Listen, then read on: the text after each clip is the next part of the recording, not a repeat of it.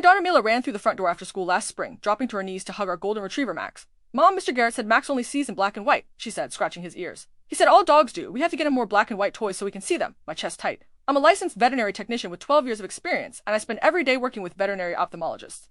This myth isn't just wrong, it's been debunked for decades. I sat Mila down on the couch, pulled up photos of canine eye anatomy on my tablet, and gently explained the truth. Dogs don't see black and white, they see blue and yellow, just like Piccolo's red-green color blindness. They have fewer color-detecting cones than humans, but they absolutely see color. Mila frowned. But Mr. Garrett showed us a whole diagram in the textbook. He's been teaching for 22 years. Why would he lie?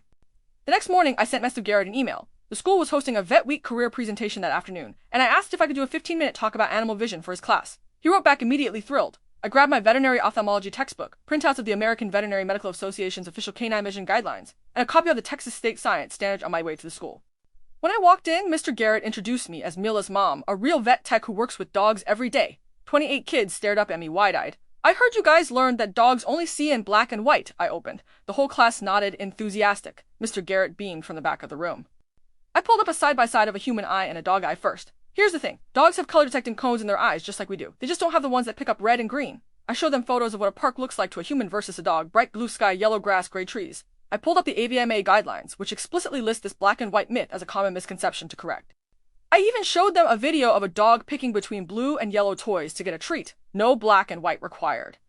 Mr. Garrett's smile faded fast. He kept crossing and uncrossing his arms, clearing his throat. When a kid raised his hand and pointed to the textbook on his desk, I flipped to the page. Publication date, 1997. Veterinary science moves fast, I said. We used to think lots of things about animals that we now know aren't true.